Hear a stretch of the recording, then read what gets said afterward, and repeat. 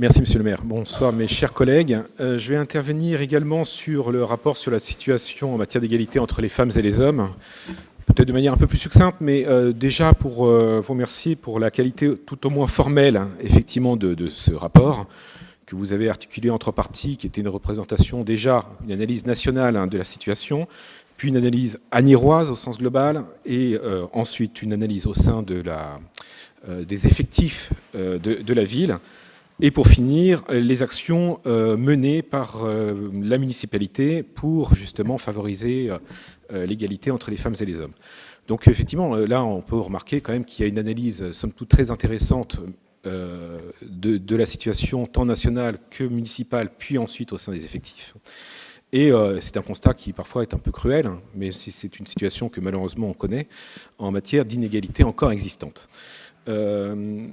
Les actions que vous entreprenez sont très intéressantes pour le coup, justement en matière d'éducation, pour essayer de faire évoluer les mentalités, notamment des plus jeunes, sur les disparités qui peuvent encore exister et sur l'égalité qui doit exister justement maintenant au XXIe siècle pour les hommes et les femmes, tant d'un point de vue personnel que professionnel.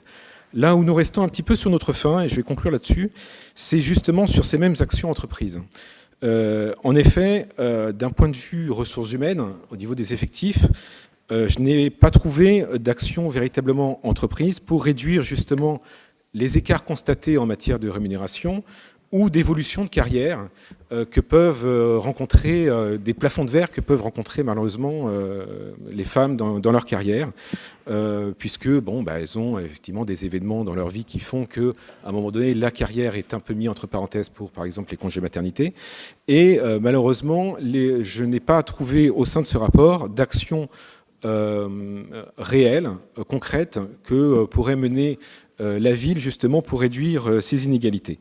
D'autant plus que la situation s'y prête actuellement au regard de la crise sanitaire que nous avons rencontrée, où les femmes, tant dans le privé que dans la fonction publique, ont été malheureusement les premières de corvée pour certaines situations professionnelles. Je pense notamment au social ou à l'éducation, où elles ont été véritablement en première ligne. Alors, je vous pose la question ce soir. Quelles sont les actions entreprises d'un point de vue ressources humaines, justement, pour continuer à réduire ces inégalités entre les femmes et les hommes, tant en termes de rémunération que de carrière professionnelle? Je vous remercie.